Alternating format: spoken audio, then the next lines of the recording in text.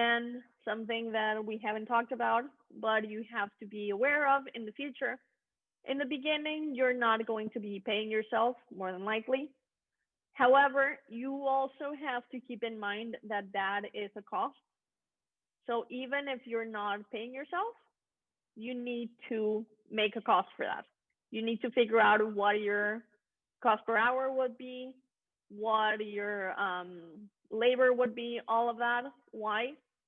Because hopefully you're going to grow into a point where you're going to need employees, and you need to make sure you're able to pay them and still be profitable. So that means you need to know what your food cost is, including labor. And the earliest you do that, the better it's going to be, the easier it's going to be for you to actually be profitable in the long run. And that is something that I see often.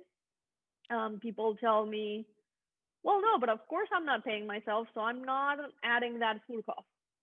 Okay, what happens is, let's say you start selling your product for $7 and you didn't calculate your labor into that. Why? Because at this point, you don't have any labor. You're doing it yourself. So then what happens when you hire one employee? That food cost, or that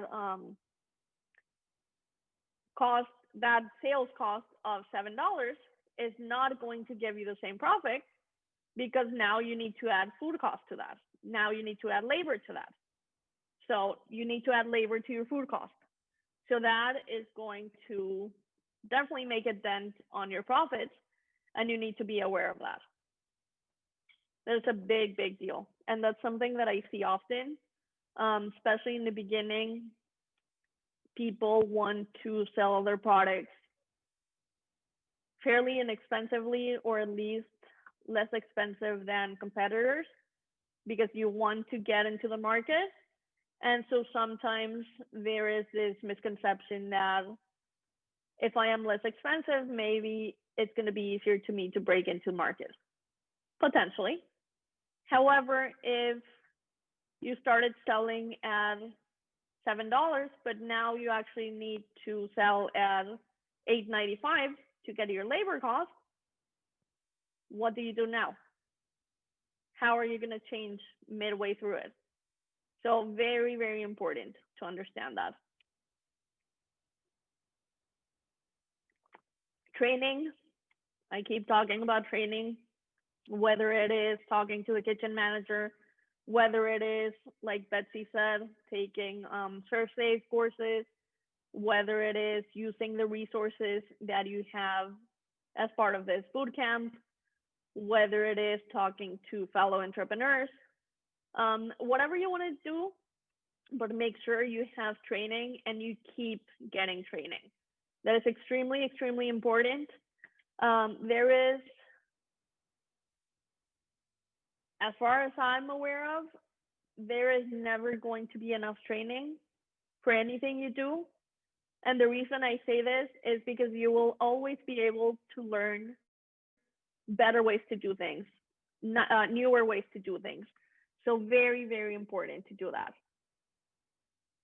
And again, you may be learning something from another entrepreneur, and you can say, oh, I never thought of that, but it makes sense. So again, even if you meet an entrepreneur and they're doing a completely different product, be open to talking to them.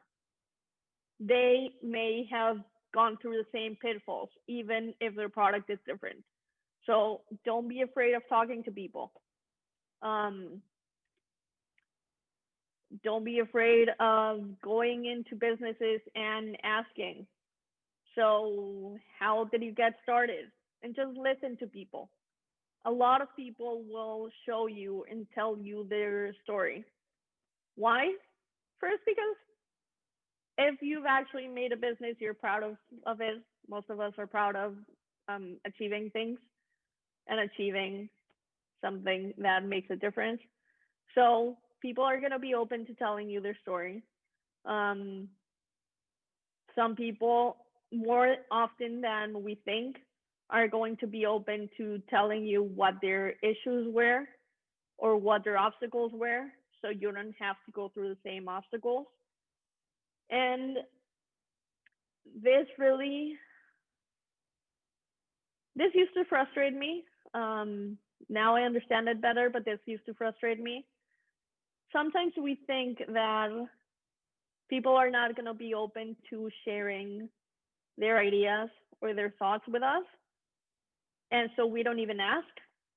And the reality is, people are more often open to talking to us and giving us feedback and spending time with us and making sure that, again, we don't go through the same obstacles than not.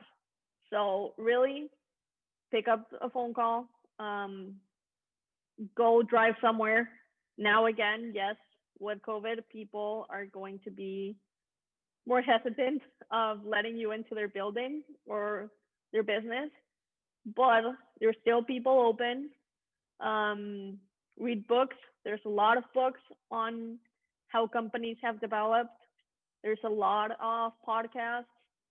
Um, there's a lot of people that can be mentors even without having the title of mentor.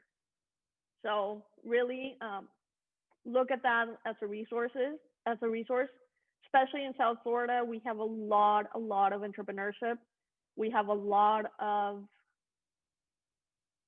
mom and pop businesses. We have a lot of larger businesses. So talk to people, be open to listening to others.